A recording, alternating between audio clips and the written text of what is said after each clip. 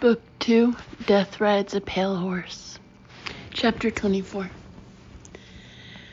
George Bear was Famine among the Four Horsemen. He'd been playing the fantasy game for 7 years, and he loved it. At least he had until recently, when Geoffrey Schaefer started to go out of control. Famine was physically unimpressive at around 5'8", 190 pounds. He was paunchy, balding, wore wire-rimmed glasses, but he also knew that his appearance was deceiving, and he'd made a living off those who underestimated him. People like Geoffrey Schaefer. He had reread a 40-page dossier on Schaefer during his long plane ride from Asia to Washington. The dossier told him everything about Schaefer, and also about the character he played, Death.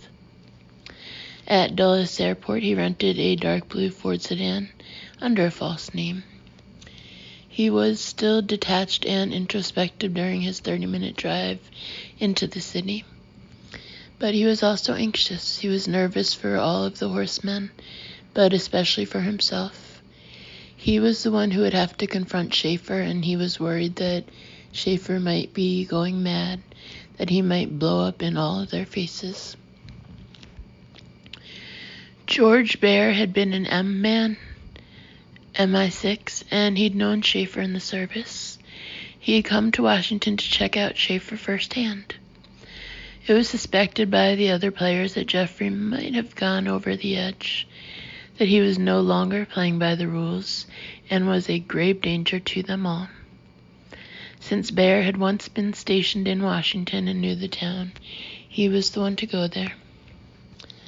Bear didn't want to be seen at the British Embassy on Massachusetts Avenue, but he had spoken to a few friends who he knew would keep silent about having been contacted. The news about Schaefer was as bad as he'd suspected. He was seeing women outside his marriage, and he wasn't being discreet. There was a psychologist who was also a sex therapist, and he had been observed going over to her place several times a week, often during working hours. It was rumored that he was drinking heavily and possibly taking drugs. Bear suspected the latter. He and Schaefer had been friends, and they had done their share of drugs while posted in the Philippines and Thailand. Of course, they were younger and more foolish then, or at least that was true of Bear. The D.C. police had recently put in a complaint to the embassy about a reckless driving incident. Schaefer might have been high at the time. His current assignments at the embassy were minimal, and he would have been dismissed or sent back to England if it weren't for his wife's father, General Duncan Cousins. What a terrible mess Schaefer had made of his life. But that's not the worst of it, is it, Geoffrey? George Bear was thinking as he drove into the northeast section of Washington known as Eggington Place. There's more, isn't there, dear boy? It's much worse than the embassy thinks. It's probably the biggest scandal in the long history of the security service, and you're right at the heart of it. But, of course, so am I. Bear locked the doors of his car as he pulled up to a traffic light. The area looked highly suspicious to him, like so much of Washington these days. What a sad, totally insane country America had become. What a perfect refuge for Schaefer. Famine took in the sights on the mean streets as he continued through the decidedly lower-class neighborhood. There is nothing to compare with this in London. Row upon row of 2-storied red brick garden apartments, many of them in dreadful disrepair. Not so much urban decay as urban apathy. He saw Schaefer's lair up ahead and pulled over to the curb. He knew the exact location of the hideaway from the elaborate fantasy tales Schaefer had spun for his fellow players. He knew the address. Now he needed to know one more thing. Were the murders that Jeffrey claimed he'd committed fantasies, or were they real? Was he actually a cold-blooded killer operating here in Washington? Bayer walked to the garage door. It took him only a moment to pick the lock and let himself in. He had heard so much about the Nightmare Machine, the purple and blue taxi that Schaefer used for the murders. He was looking at it. The taxi was as real as he was. Now he knew the truth. George Bayer shook his head. Schaefer had killed all of those people. This was no longer a game.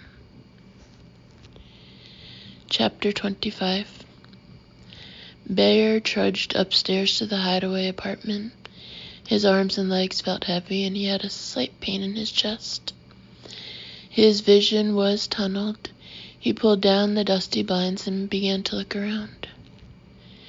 Schaefer had boastfully described the garage and taxi several times during the game. He had flaunted the existence of the Hideaway and sworn to the other players that it was real and not just some fantasy in a role-playing game. Jeffrey had openly dared them to see it for themselves, and that was why Bayer was in Washington. Well, Jeffrey, the Hideaway is real, he agreed. You are a stone-cold killer. You weren't bluffing, were you? At 10 o'clock that night, Bayer took Schaefer's taxi out. The keys were there, almost as a dare. Was it? He figured he had a night to experience exactly what Schaefer had experienced. According to Jeffrey, half the fun of the game was foreplay, checking out the possibilities, seeing the whole game board before you made a move. From 10 o'clock until 11:30, Bayer explored the streets of D.C., but he didn't pick up a fare. He kept his off-duty sign on. What a game, Bayer kept thinking as he drove. Is this how Jeffrey does it? Is this how he feels when he's prowling the city?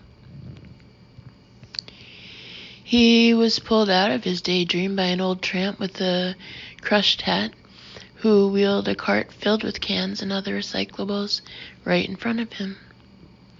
He didn't seem to care whether he got run over or not, but Bayer braked hard. That made him think of Schaefer. The line between life and death had faded to nothing for Jeffrey, hadn't it? Bayer cautiously moved on.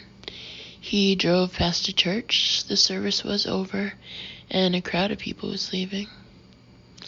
He stopped the cab for an attractive black woman in a blue dress and matching high heels. He needed to see what this must be like for Schaefer, for death. He couldn't resist. Thank you so much, the woman said as she slid into the rear of his taxi. She seemed so proper and respectable. He checked her furtively in the mirror. She didn't have much to offer up top. Pretty enough face, though. Long brown legs encased in sheer stockings. He tried to imagine what Schaefer might do now, but he couldn't. Schaefer had boasted that he was killing people in the poorer sections of Washington, since nobody cared about them anyway. Bayer suspected he was telling the truth. He knew things about Schaefer from when they were in Thailand and the Philippines. He knew Schaefer's deepest, darkest secrets. Bayer drove the attractive and well-spoken black woman to her apartment and was amused when she gave him a 65-cent tip for the $4 ride. 15% to the penny. He took the money and thanked her graciously. An English cab driver, she said. That's unusual. Have a nice evening. He continued to drive until past 2 a.m. He drank in the sights, played the dizzying game, and then he had to stop again. 2 young girls were hailing for a taxi on the corner. The area was called Shaw, and Howard University was very close, according to several signs. The girls were slender, delectable in stacked heels and shiny clothes that glowed in the dark.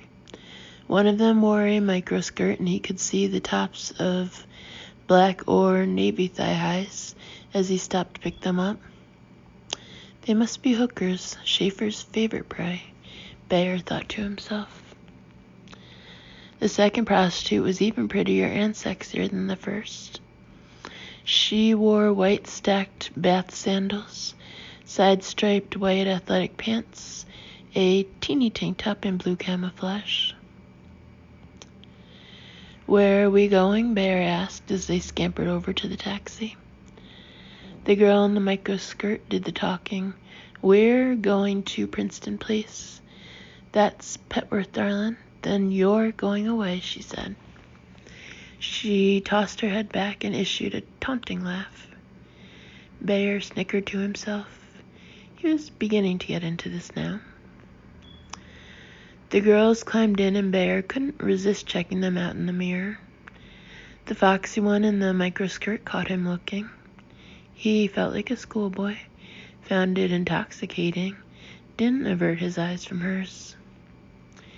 She casually flipped him the finger. He didn't stop looking, couldn't. So this was how it felt to Schaefer. This was the game of games. He couldn't take his eyes off the girls. His heart was pounding. Microskirt wore a tightly fitted ribbed tank top. Her long fingernails were airbrushed in kiwi and mango colors. She had a pager on her belt, probably a gun in her handbag. The other girl smiled shyly in his direction. She seemed more innocent. Was she? A necklace that read "Baby Girl" dangled between her young breasts. If they were going to Petworth, they had to be hooking. They were certainly young and foxy, 16, 17 years old. Bayer could see himself having sex with the girls, and the image was beginning to overpower his imagination. He knew he ought to be careful. This could get completely out of hand. He was playing Schaefer's game, wasn't he? And he liked it very much. "I have a proposition for you," he said to Microskirt. "All right, darling," she said. "B 100 for the half, plus our ride to Petworth. That's my proposition for you." Chapter 26. Schaefer liked to know when any of the other players traveled, especially if they came to Washington.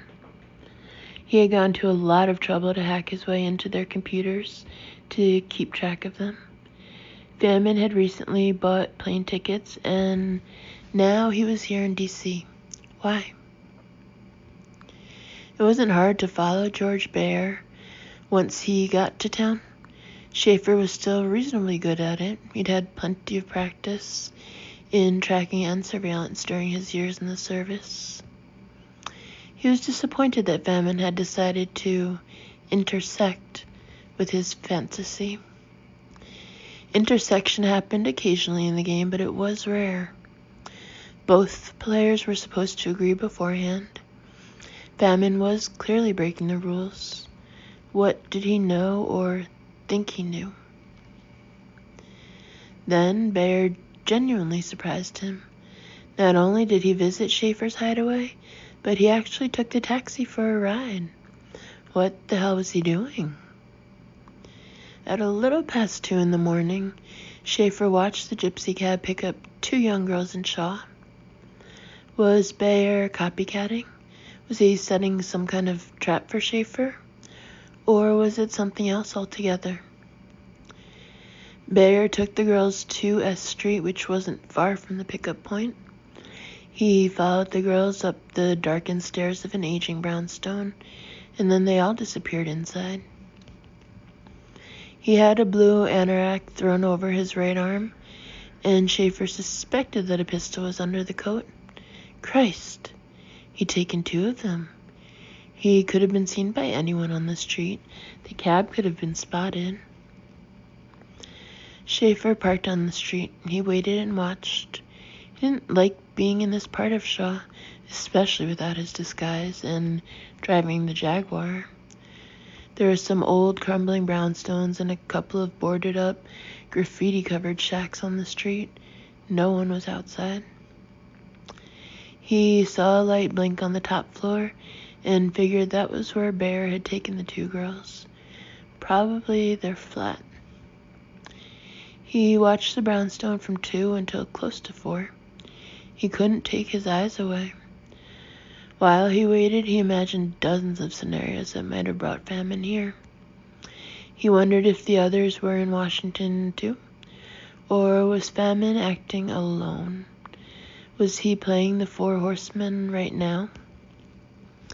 Schaefer waited and waited for Bear to come out of the brownstone, but he didn't come down, and Schaefer grew more impatient and worried and angry.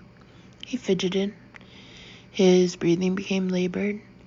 He had lurid, paranoid fantasies about what Bear might have done up there. Had he killed the two girls? Taken their identification? Was this a trap? He thought so. What else could it be?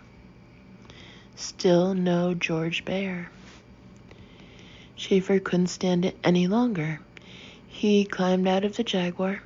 He stood on the street and stared up at the windows of the flat. He wondered if he too was being watched. He sensed a trap, wondered if he should flee. Christ, where the hell is Bear? What game is famine playing? Was there a back way out of the building?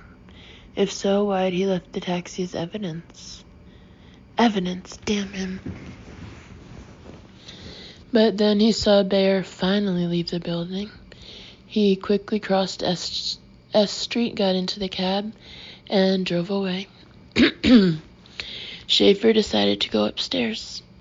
He jogged over to the building and found the wooden front door unlocked. He hurried up the steep winding stairs. He had a flashlight in one hand and turned it on. His semi-automatic was in the other. Schaefer made his way to the 4th floor. He immediately knew which of the two flats was the one. A poster for Mary J. Blige's What's the 411 album was on the splintered and scarred door to his right. The girls lived here. He turned the handle and carefully pushed the door open. He pointed his gun inside, ready. One of the young girls came out of the bathroom wearing a fluffy black towel on her head, nothing else. She was a hot number with pert little titties. Christ, famine must have paid for it. What a fool, what a wanker. Who the hell are you? What are you doing in here? The girl shouted angrily. I'm Death, he grinned, then announced, I'm here for you and your pretty friend. Chapter 27. I had gotten home from the John Doe murder scene at a little past 3:30 in the morning. I went to bed but set my alarm for 6:30. I managed to get myself up before the kids went off to school. Somebody was out very, very, very late last night. Johnny started her teasing before I had made it all the way downstairs and into the kitchen. I continued down and found her and Damon in the breakfast nook with Nana. Somebody sure looks like he had a late night, Nana said from her customary catbird seat. Somebody's cruising for bruising, I said to quiet them. Now, there's something important I need to tell you before you head out to school. Watch our manners. Always pay attention in class, even if the teacher's boring. Lead with our left if it ever comes to a fight in the schoolyard, Johnny offered with a wink. I rolled my eyes. What I was going to say, I said, is that you should be especially nice to Mrs. Johnson today. You see, last night Christine said that she'd marry me. I guess that means she's marrying all of us.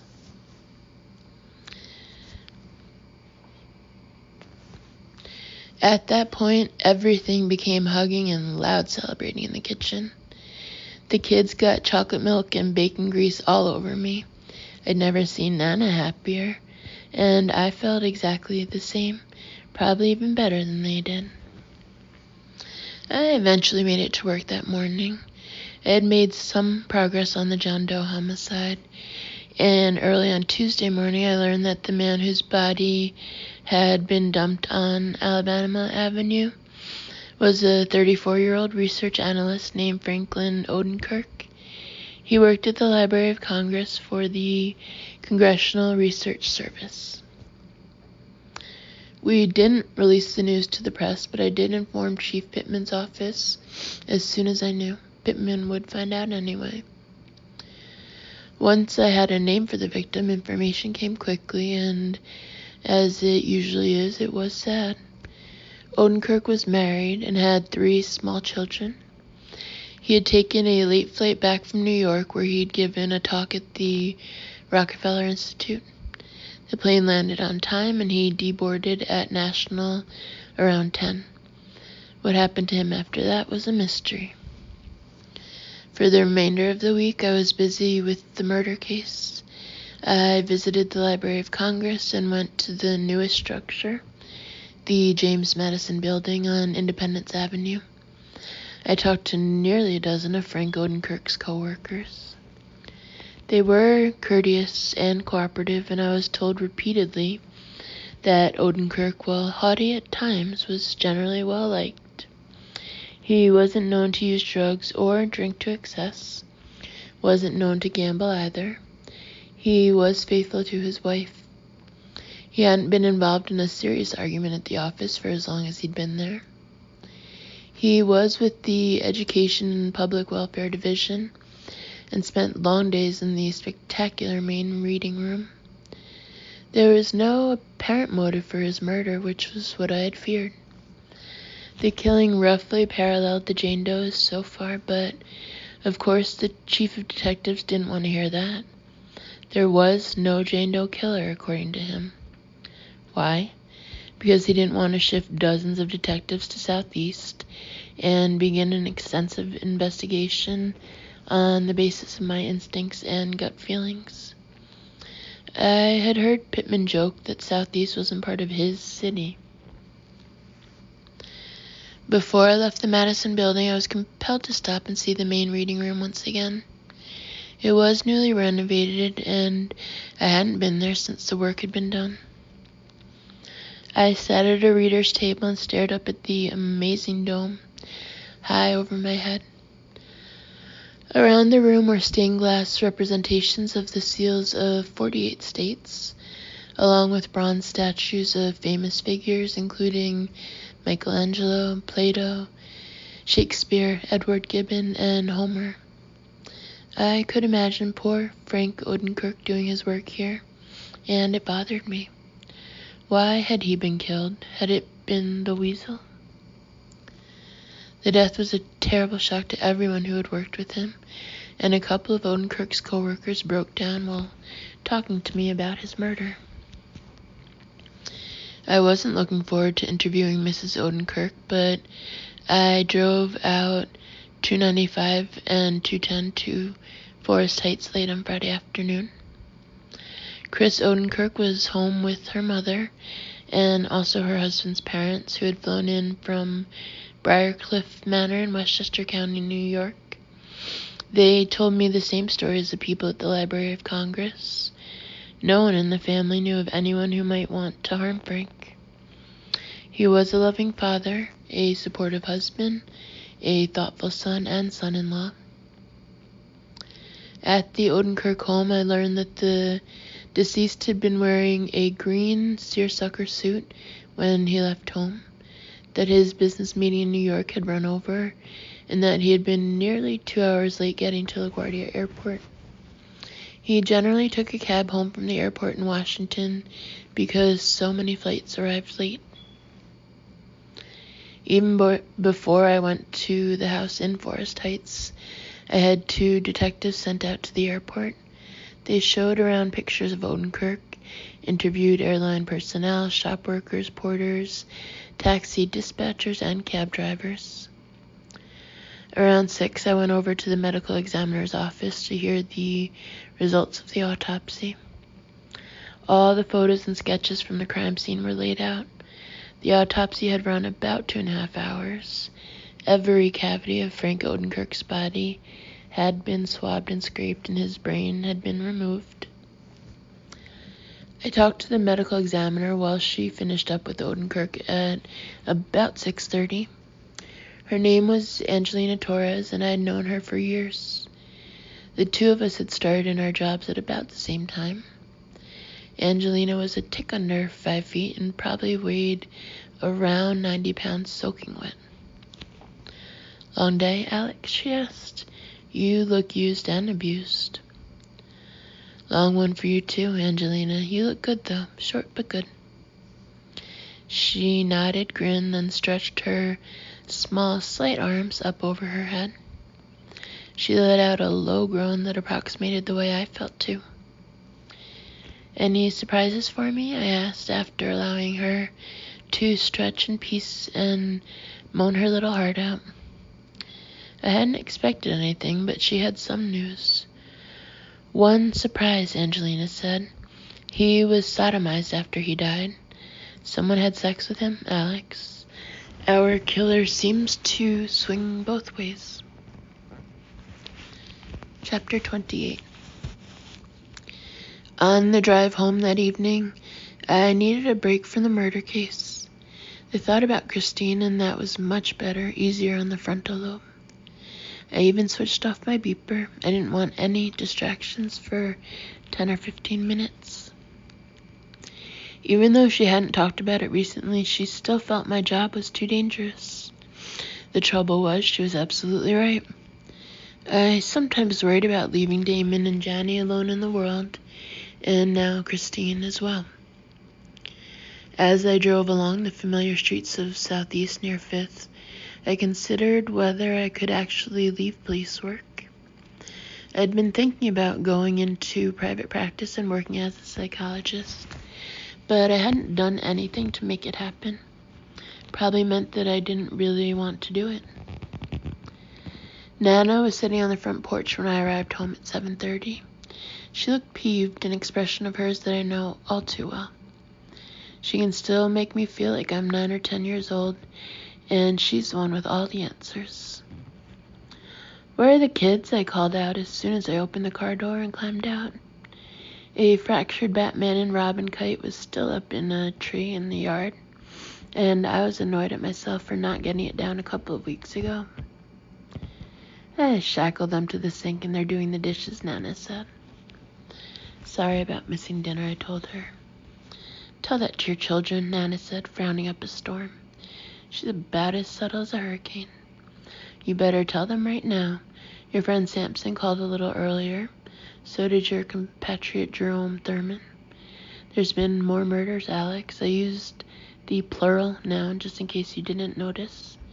Sampson is waiting for you at the so-called crime scene. 2 bodies over in Shaw, near Howard University of all places. 2 more young black girls are dead. It won't stop, will it? It never stops in Southeast." "No, it never does."